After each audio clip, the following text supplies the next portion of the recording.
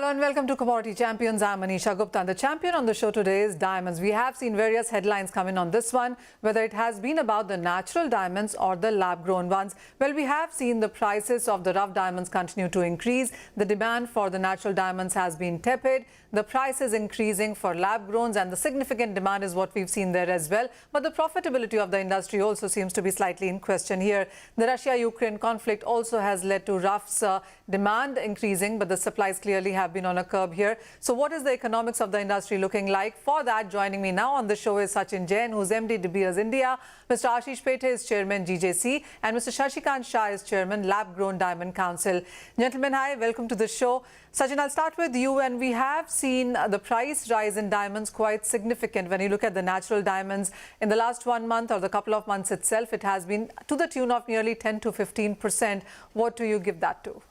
Hi, Manisha. Thanks for getting me on. And I think, when you look at the reason why we're seeing a surge is the strong demand increase that we're seeing at the end client level on the floors and how our partners have been moving the product. When you say about 10 to 15% price increase in the last 2 months, that necessarily hasn't been the case across. It's been in certain pockets, but a large part of the consumption where we see in India, we see a change in just moving from all small diamonds, as star melee, to slightly bigger sizes. Over the last 4 days at IIGS, we saw some great demand coming through in that areas, and mostly those areas have been kind of consistent with a slight sort of increase, which I think is more short term. But there's enough product, there's great demand. We've seen a lot of action from a perspective of our retailers and retailing companies to plan their merchandise getting into the season. So we are very positive about this year, 2022. And if you compare about the same time last year, there was a larger instability around the price because perhaps all markets are pushing very strong. This time around, we see slightly more stability, and I'm pretty positive about what's going to happen in the next few months. All right. I don't know, Sachin, if you have those figures in hand, but what is the kind of caratage production that we are looking at globally? What is the kind of production, supply, demand numbers, if we can stack all that up? Well, I think I won't be able to sort of share with you exacts because we're really in the midst of it. I think over the next 2 or 3 months, from an Indian perspective, what you'll see will be out more clear.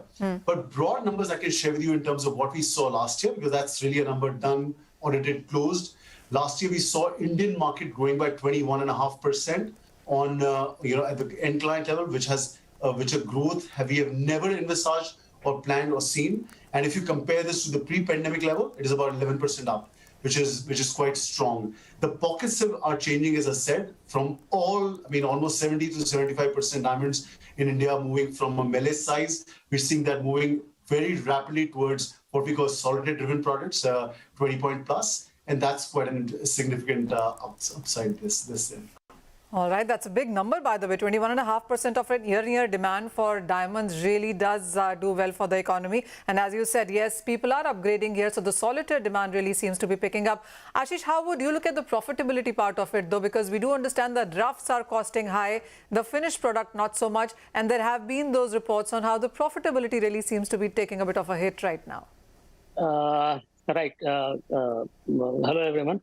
Actually, last full year and last few months have been a little difficult for most of the diamond players, especially at the retail level and manufacturing levels, because prices have fluctuated that we have not seen in last couple of years.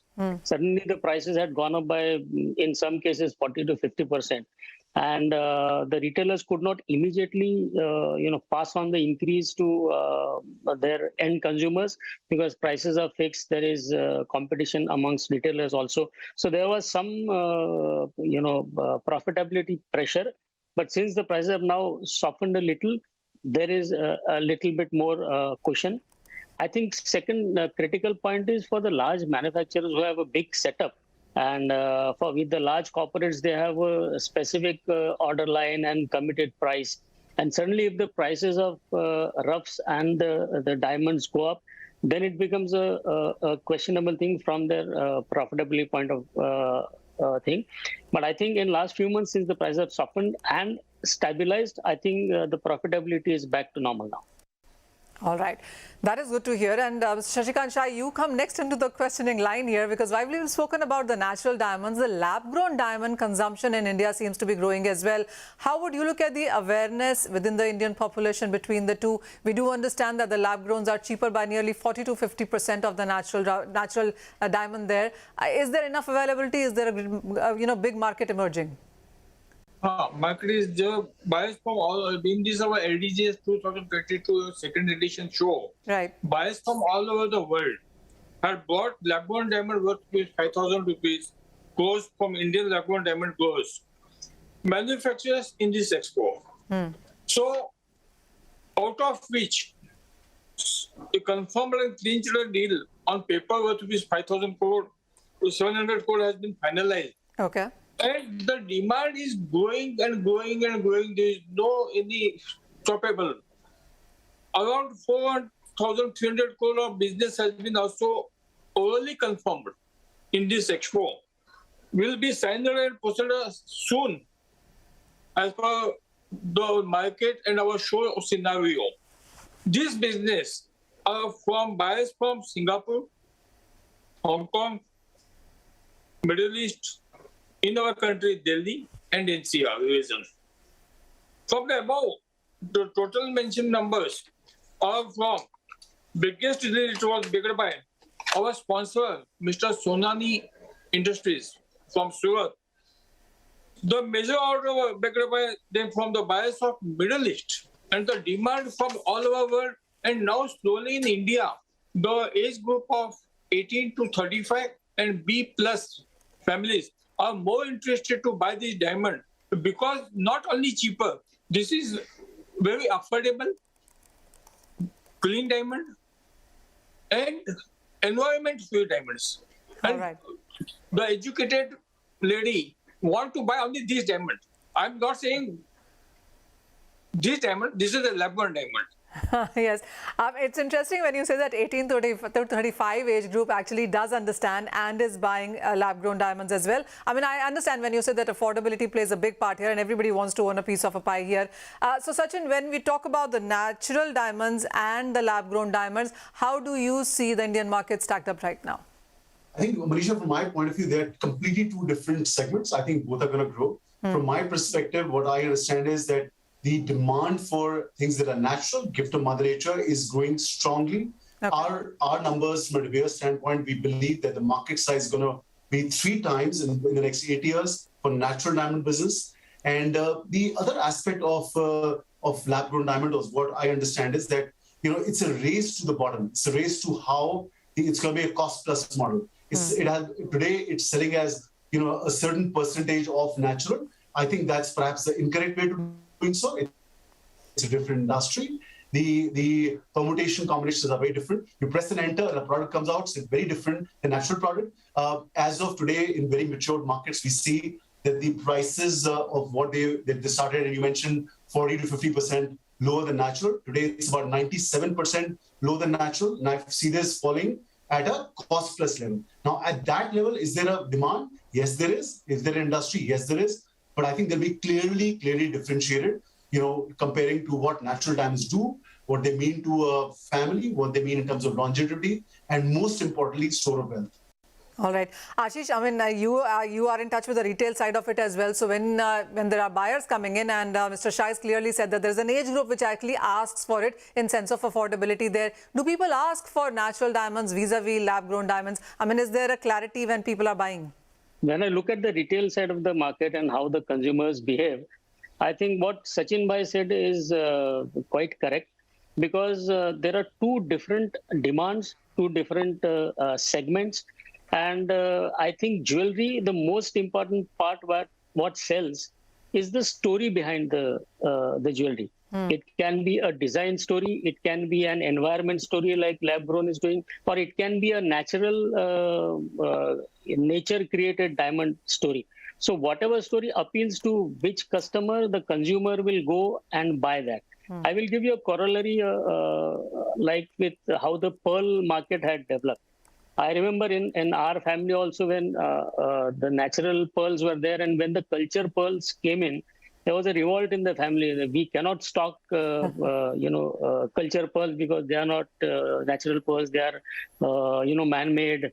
So these kind of things will happen. The market will slowly develop. Like you have natural pearls, culture pearls, and even rice pearls. They coexist in a different market or different segment. Similarly, American diamonds or crystals that we call, they will exist. Man-made diamonds will have their own segment, which is price-conscious consumers. And natural diamonds, people will still buy who are important, the story behind the natural, how it was formed. So they are all different segments, and they will all coexist and have an independent brand identity. Absolutely. Mr. Shah, I was reading a report which also says that until last year or so, the lab-grown diamond holding in the market was as low as 3%, which has gained up to 8%, or that is the expectation really. So when people buy lab-grown diamonds, are they looking to be a part of the culture? Is about it owning, as Ashish also said, that, when you're buying American diamonds or crystals for that matter, you do understand what the kind of market that is. So what is the resale value here? What is it that you would want investors or buyers to know? Very true, and I may confirm the both are very perfect.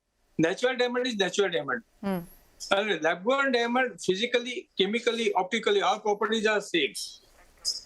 When all properties are same and the price is low, the Indian woman or the world woman, the woman's dream going to be totally delighted. Yes, I have also a diamond, because these are all available sizes from Malay style to above 5 carats and above with the affordable price. Second thing, when we issue a certificate from IGI, International Gemological Institute, GIA, Gemological Institute of America, and our Indian Institute, IIG, Institute of Indian Gemology. When there is a confirmed, this is a lab-grown diamond. This is not American diamond. Right. American diamond made of plastic, scissored, cubic zirconia, and bosonite, silicon carbide. This is diamond from diamond. Just like a cloning baby. Okay. This is my statement. And when woman or consumer demand, how can we stop? And natural diamond, they have their own market. We are developing and promoting our market. Well, absolutely. There is a real deal and there is a market for everything else as well, and clearly thriving, as we understand from our guests there. But gentlemen, do stay on. We'll go for a very short break. When we come back, we'll understand on what kind of demand growth are we seeing here, and ahead of the festivities, what is it that you should be watching out for as well.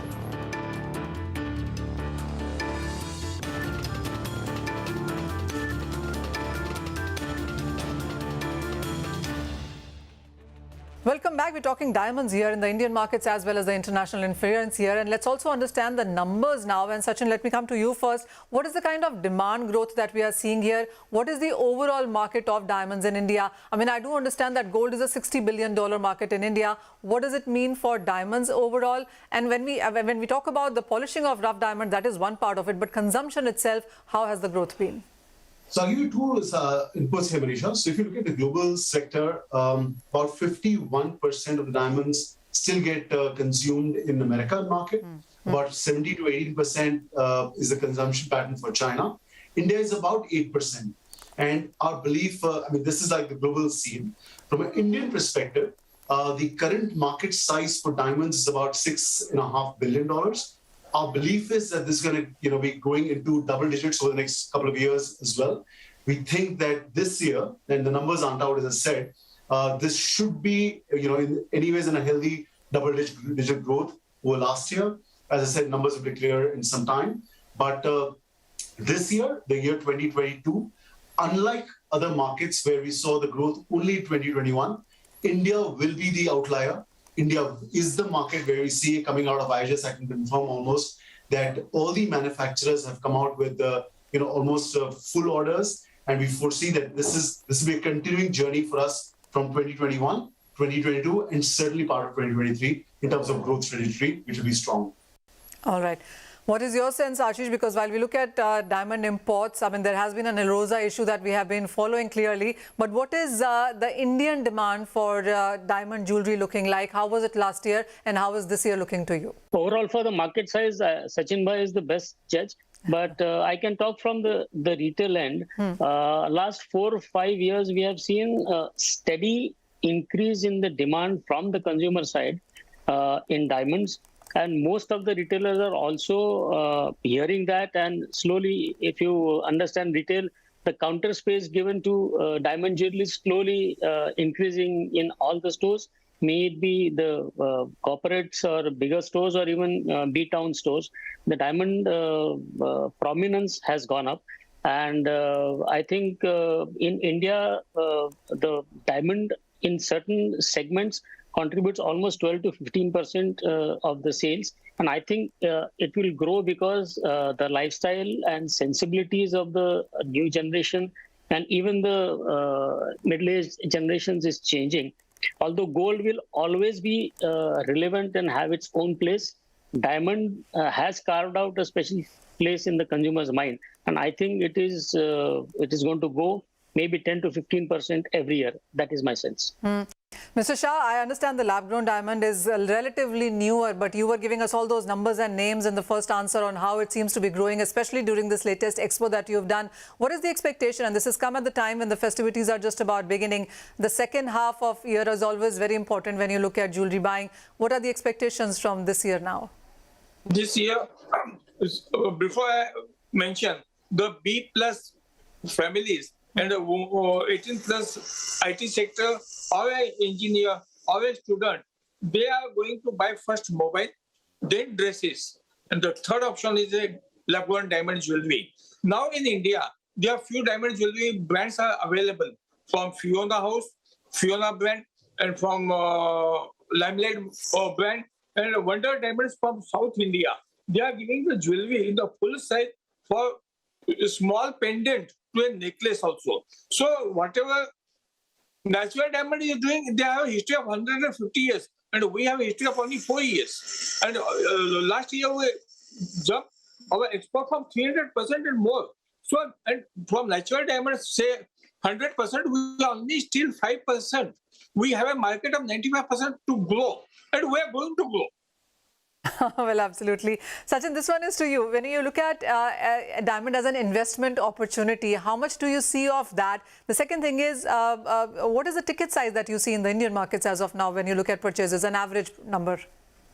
So, Manisha, I'll answer your second question first, and I'll come to the next one, to the first one. So, the prime area of growth that we see was what Ashish Bhai just now reflected, is a change in the lifestyle in how women relate to diamonds and exercise themselves. That's the, I would say, a sweet spot of growth largely. And of course, I mean, everybody has different segments of, positioning in terms of high end and so on and so forth. But I would say the 50,000 to a 2 lakh area is a very sweet spot. We see a lot of trend in the mid-price consumer who's graduating and moving towards consumption of daily wear, falling in love with those pieces, more expression of what they truly are. And that's an extremely sweet spot.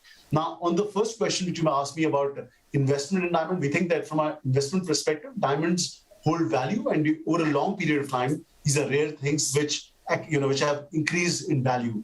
Now, what's happened, particularly in the Indian market, is that most of the respectable retailers offer what they call is a buyback or an exchange offer or upgrade, which generally tends to be between 80 to 90% of the value of the purchase at any point in time. Now, that's unique to India. It's almost, and I don't think large percentages of diamonds come back to be cashed or something like that, but it gives a big comfort in the minds and hearts of our end clients that while they invest in our category, and for us in India, jewelry consumption isn't fashion. It isn't just for rhetoric. It is an investment in minds and hearts. We feel this investment, and the comfort is what is required. And diamonds have proven that over a period of time. We've seen almost all categories of diamonds, be it melee, the dossiers, or the carat plus, or even the high end, has over a period of time only show increase in value. Absolutely. Let me put that question to Ashish as well. So, Ashish, how many new buyers of a diamond do you see? How many are upgrades? And do you see resales at all? Right. Actually, if you see, still in India, 60 to 65% of the market is, wedding driven, or it is around a wedding that these purchases happen. So I've been in the market for 25 years. So I used to see out of 100 families who come for wedding, one or two would look at a diamond product. But now even in tier 2, tier 3 towns, even wedding purchases have a component of diamond purchases, which is a significant change. And the moment diamond purchases get into the wedding purchase cycle or mindset, I think the market will go. And buyback, as Sachin Bhai said, is a very important thing. Second important thing is independent labs have come up which are certifying. So earlier people were apprehensive of buying diamonds because they were not aware what they were buying. Right. It was blind faith in the jeweler. Like with hallmarking, the assurity has come for gold. Similarly, these independent labs have given this assurity to the consumer that whatever they are buying from a jeweler is certified by a third party, and it is a genuine product. So that gives them comfort. And these are the factors, I think, which is making it grow. Okay. In terms of, the ticket size, I think 75,000-80,000 would be my guess of the diamond ticket size if you take the full market together. Okay. Thanks. All right. Before I wind the show, I really need to know, and this is something that the viewers would also want to know. And Sachin, what is the carat price right now if you want to buy it in India? And do solitaires do better? What kind of diamond, cut diamond, does better in India? Well, actually, Manisha, India is known, we all known for creativity. Okay. I mean, if you go to Ashik Bhai's store, you'll see some phenomenal products that's a beauty about our jewelry, that every store has some nuance, some way of expression which could be unique. So I would say that do not go by trends which are published. Do not go by trends which are printed or and you can see it. I would say that our category represents love. Our category represents some miracles of Mother Nature. Please go to the stores and see and celebrate the creativity. Festive season is around the corner, and there'll be some great product. I can tell you some very phenomenal, I would say, innovations have been done to get the pricings correct, or still keep them under control and so on and so forth. But get to the floor, you'll see some really great miracles at all our retailers. All right, you've pitched that enough, but tell me what is the caratage price right now, Sachin? So again, Manisha, it changes. So there's no one caratage price depending on the color. I mean, there's so many combinations Right. like as De Beers, we have 15,000 different product categories of which we sell on our sites every month, every 5 weeks, I mean. But you would see that a solitaire, which is, let's say, a 1 carat plus, could range from anywhere between 4 lakhs to about 6 lakhs, 7 lakhs, and better qualities could be even higher. If you're looking at, dossier products, which could be 20 point to 50 point, could range from, 40, 50,000 to about 1.5 lakhs. If you're looking at smaller products, they could start at about 5,000, go up to 25, 30,000. Okay. So there's something for everybody. And the pricing isn't untouchable, is what I would say. All right. I'm still stuck at the figures that you guys gave me. 21.5% year-on-year demand is what India has seen in sense of diamonds in the last year, and could be replicating it this year as well. So very strong buying really coming in on that sector. Thank you so much, Sachin, Ashish, Mr. Shah, for joining us today and breaking down the whole diamond business for our viewers today. With that, that's all that we have on Commodity Champions. Thank you for watching.